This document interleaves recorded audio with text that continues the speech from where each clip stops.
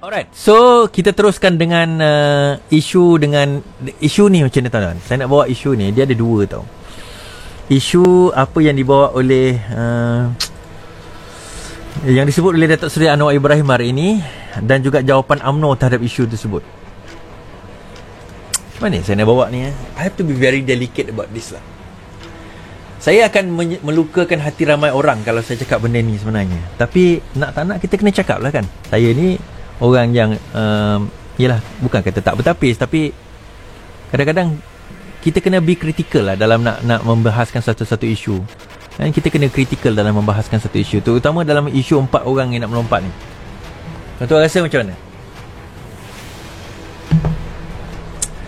Dia bermula dengan satu statement daripada Datuk Seri Anwar Ibrahim hari ini. Okay, since statement ni dah keluar dalam berita, saya kena sebut. Menurut Anwar, Idris Harun, dua yang lain tak terlibat dengan langkah Sheraton. Ini nak menjustifikasikan, Datuk Seri nak menjustifikasikan kenapa 3 orang ni sebenarnya dia kata adalah orang yang membawa Bandat kembali kepada Pakatan Harapan. Presiden PKR juga pengurusi Pakatan Harapan masih terbuka untuk bekerjasama. Dengan 3 ahli luar negeri, iaitu Idris Harun, Nur Afendi dan juga Nur Azman Hassan dalam pilihan raya negeri akan datang. Bercakap kepada pemberita Negeri Sembilan hari ini, Anwar berkata ketiga-tiga mereka tidak terlibat dengan langkah Sheraton yang bertujuan untuk menumbangkan kerajaan Pakatan Harapan tahun lalu. Sebaliknya, kata Anwar, mereka kini mahu mengembalikan mandat yang diberikan pengundi kepada PH. Saya kurang setuju dengan orang yang longgokkan mereka sebagai satu kumpulan sama dengan langkah Sheraton yang baru-baru ini yang mengkhianati amanah rakyat. Ini dia nak kembalikan kepada Pakatan Harapan, kata Anwar. Idris dan Nur Azman merupakan adun UMNO sebelum ini, yang sebelum mereka dipecat oleh Ketua Menteri Melaka Sulaiman Mat Ali. Effendi pula merupakan adun Bersatu yang turut dipecat daripada parti berkenaan. Effendi sebelum ini mengakui kesilapannya kerana terlibat dalam langkah Sheraton. Well, this by itself kira macam kontradik kepada apa yang Datuk Seri cakap lah. Dia kata tak terlibat, dan ketiga-tiga itu tak terlibat, sedangkan Effendi ini adalah daripada Bersatu dan dialah yang terlibat menyebabkan kejatuhan, walaupun tak berlaku di Sheraton, tetapi menyebabkan kejatuhan kerajaan Melaka sebelum ini di bawah YB Adli. Kerajaan PH Melaka tumbang pada 9 Mac 2021 selepas 2 adun Bersatu dan masing-masing seorang PKR dan DAP menarik-marik sokongan mereka ketika itu terhadap Adil Zahari. So 2 adun Bersatu itu adalah yang disebut di atas, kemudian daripada DAP dan Jailani daripada PKR. Mengulas lanjut, Anwar berkata Idris Harun, Nur Azman dan Effendi telah bertemu dengan pimpinan PH Melaka sebelum menarik balik sokongan kepada Sulaiman. Dia kata dah berjumpa dah sebelum tarik balik sokongan kepada. Kata Anwar, berdasarkan persefahaman itu, ketiga-tiga mereka akan menyokong PH di Melaka untuk membentuk kerajaan baru. Bagaimanapun perkara itu tidak berlaku apabila Sulaiman berjaya meyakinkan Di-Pertuan Agong TYT yang Di-Pertuan Negeri Melaka untuk membubarkan DUN sebelum kerajaan dibentuk. Jadi dia kata ini tak sama. Okay, kita akan tengok. Now, jawapan yang dinyatakan oleh Ketua Penerangan UMNO iaitu Syahril Ahmad berkata, meskipun dia mengakui bahawa parti mereka mempunyai kelemahan, namun Pakatan Harapan tidak perlu berlakak suci, dia kata. Ini menyentuh pasal isu tadi tu. Tegas Syahril, UMNO tidak boleh dipersalahkan ekoran kejatuhan kerajaan Melaka. Bahkan parti itu segera memecat pemimpinnya yang berpaling tadah. Bagaimanapun tindakan PH bertemu dengan 4 wakil rakyat yang bertindak menarik sokongan dan meraihkan mereka sebagai panglima itu menjadi persoalan.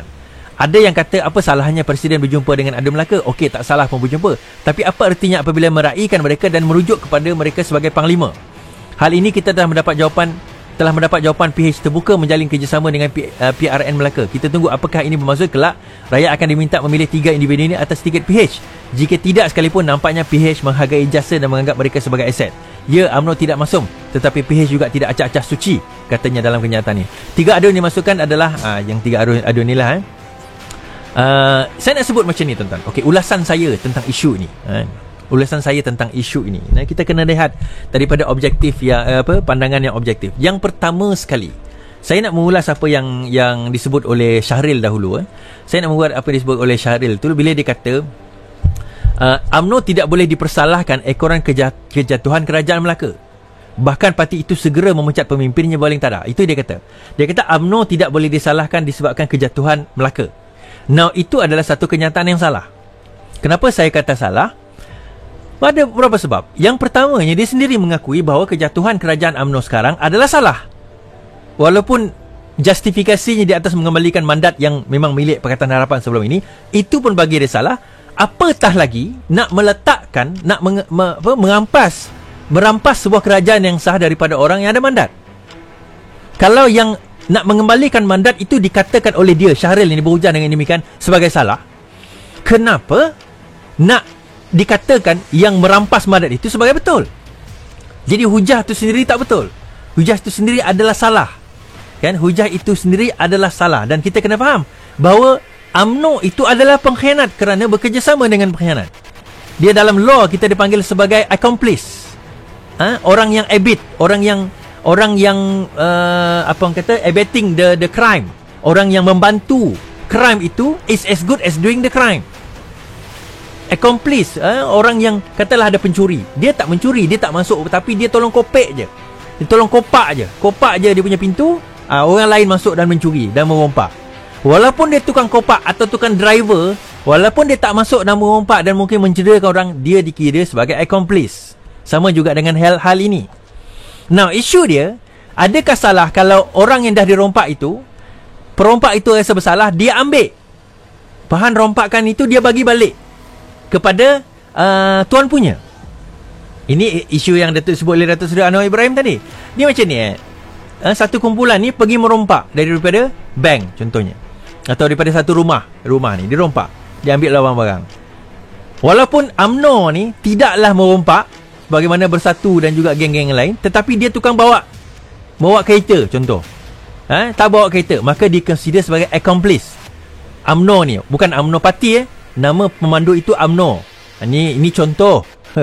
Contoh, nama pemandu itu UMNO. Maka dia kata, saya tak merompak, saya tukang bawa kereta je. Ya, kamu tak merompak, tetapi kamu accomplice to the crime. Jadi orang yang bersubahat dengan jenayah tersebut is as good as doing the crime. Okey. Now, tiba-tiba salah seorang daripada perompak itu pun kata, tak boleh lah kita buat macam ni, saya rasa bersalah for whatever reason. Dia pun ambil lah barang tersebut, dia pun hantar balik dekat tuan rumah. Now, isu dia, adakah dia sudah dikatakan boleh dimaafkan? Dia sudah mengembalikan mandat? Tak sama. Dia bukan perompak yang sama. Tak sama. Jawapannya tidak. Dia tetap seorang perompak. Dan dia tetap wajar dihukum. Dan dia tetap wajar tidak diberikan peluang untuk nak mengambil apa-apa hak dan juga kedudukan di dalam kerajaan tersebut. Kenapa saya kata demikian, tuan-tuan? Dia macam ni. Tadi kawan saya nasihatkan jangan bahaskan isu ini, tapi tak apalah.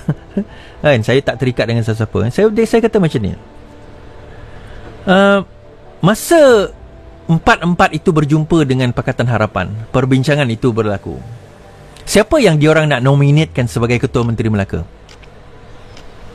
Siapa yang diorang nak nominatekan sebagai Ketua Menteri Melaka? Adakah dia nak serahkan balik kepada Adli? Tak apalah, kami menyesal, kami mengakui kami salah, maka kami nak kembalikan mandat rakyat ini, kami kembalikan kepada Pakatan Harapan, dan kamulah jadi Ketua Menteri, kami akan ikut jadi belakang. Ataupun Idris Harun kata, lantik saya jadi Ketua Menteri Melaka. Jawapannya yang kedua. Dia bukan benar-benar ikhlas nak mengembalikan mandat rakyat, tetapi sebenarnya dia nak, apa yang dia nak buat? Dia nak supaya, kerana dia tahu dia sudah tidak ada tempat di dalam UMNO. Rauf sudah mula menyisihkan geng Idris Harun. Saya kata ini adalah pertikaian dan perkelahian di dalam UMNO, di mana Idris Harun sudah tidak nampak jalan baginya di dalam UMNO dalam politik. Dia tahu singa Rauf ini semakin membesar, dan dia pula sebagai singa yang semakin lemah.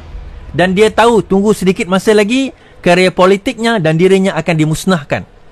Jadi dia kena cari tapak baru. So dia keluar bukan atas dasar dia sedar kepada perjuangan, bukan atas dasar dia mahu mengembalikan mandat rakyat, tetapi atas dasar dia mahu menguatkan lagi kuasa dia. Saya kata, tuan-tuan, nak jadi pilih seorang kawan ni, nak pilih satu pasukan ini, kita mesti ada dua ciri, kekuatan dan juga amanah. Kita mesti ada kekuatan, maksudnya kompetensi. Kita mesti ada kebolehan. Sama ada boleh bercakap, boleh berfikir, kan? Boleh membuat polisi, benar, boleh bekerja. Itu kebolehan. Tetapi satu ciri yang kita perlukan lagi adalah amanah. Bukan parti amanah, amanah. Amanah ini trustworthy. Seorang yang boleh dipercayai. Kalau aku tak ada kat sini, kau boleh jaga harta dan jiwa dan juga maruah aku. Bukannya kalau kau sesenang, kau nak bersama aku, kau susah sikit, kau lari. Bukan yang itu. Kerana itu yang ramai orang pelik ke saya, kenapa kau ada tim Islam dia dengan kau, kenapa kau buang dia? Sebab itu, saya bukan tengok lama atau baru, tapi saya nak tengok kesetiaan engkau kepada perjuangan. Kalau kesetiaan ini is above competency. Seorang yang setia tetapi kurang kompeten, itu adalah lebih baik daripada seorang yang tinggi kompetensi tetapi kurang setianya. Kerana orang yang setia tetapi kurang kompeten, dia masih boleh belajar. Tetapi orang yang tinggi kompeten tetapi kurang setianya, kurang keboleh percayaannya, dia tahu dia boleh tikam kita bila-bila masa. Dia tahu dia boleh tikam kita pada bila-bila masa. And this is what happened. Ini yang berlaku dalam negara kita. Bila kita mula melantik ramai YB-YB yang tak trustworthy, tak boleh dipercayai. Of course, kalau kita tanya dia sekarang, kau boleh dipercayai? Of course, dia kata dia boleh dipercayai. Tak ada pencuri, kata dia pencuri. Tak ada perompak, kata dia perompak. Tak ada penyamun, kata dia penyamun. Kalau dia cakap aku pencuri, perompak, penyamun, bodohlah dia. Dia akan tunggu masa yang sesuai, masa yang tepat, keadaan yang betul-betul kondusif kepada dia untuk dia nak melaksanakan the evil plan dia tu, rancangan jahat dia. Jadi saya selalu kata, it's not too late. Kenapa saya kata it's not too late? Too late untuk apa? Untuk menentukan calon yang kita betul-betul pilih sekarang ini adalah yang benar-benar boleh nak membawa agenda rakyat yang akan hidup susah senang bersama dengan kita. Jailani dulu, YB Jailani, kenapa kita orang tahu dia akan lompat? Kita tahu dia kartel. Kita orang tahu dia kartel. Kita orang lawan dia, memang kita tahu dia kartel. Sebab itu kita lawan dia. Dan bila dia melompat, dia pegang jawatan. Dia melompat bukan sebab dia setia kepada UMNO, bukan sebab dia setia kepada Bersatu, sebab dia tahu dia akan pegang jawatan. Sama dengan Nur Hizam daripada DAP. Dia melompat sebab apa? Bukan sebab dia percaya kepada perjuangan UMNO, percaya kepada perjuangan Bersatu, sebab dia tahu dia akan pegang jawatan kerana duit yang berkoyan-koyan. Jadi orang macam ni yang kita nak pegang. Orang macam ni yang kita nak jadikan asas kepada perjuangan kita. Lepas tu kalau rakyat tolak kita, marah atas YB-YB yang melompat ni, kita nak melompat. Kenapa? Yang kita nak melatah, kenapa? Kita sendiri yang pilih. Jadi sebab itu saya kata proses pemilihan itu sangat I can never emphasize this enough. Proses saringan kepada calon itu adalah sangat penting. And the first ciri yang you mesti nilai adalah kepercayaan, trustworthiness dia. Seseorang yang boleh dipercayai bukan setakat oleh rakyat, tetapi oleh ahli-ahli parti di tempat itu sendiri. Kita sampai orang kata tak ada orang lain yang layak melainkan dia. Majority lah, of course akan ada orang tak suka, normal lah. Tapi at least majority orang yang kita tanya, daripada 10, 8 kata okey, dia ni bagus, boleh dipercayai. Saya kata YB-YB ni tuan-tuan, tak ada yang inkompeten, semua kompeten. Semua YB kompeten, termasuklah Muhyiddin Yassin, termasuklah Najib Tun Razak, termasuklah Ismail Sabri, semua kompeten. Kalau mereka tak kompeten, dia orang tak jadi YB. Betul? Kalau dia tak kompeten, dia tak jadi YB. Macam Muhyiddin Yassin, tapi Muhyiddin Yassin itu pegang kerajaan, teruk je kita punya COVID. Dia tak kompeten daripada aspek menangani COVID, tetapi sebagai YB, dia dah berpuluh tahun pegang jawatan dan bekas Menteri Besar Johor pun. So kompetensi itu ada.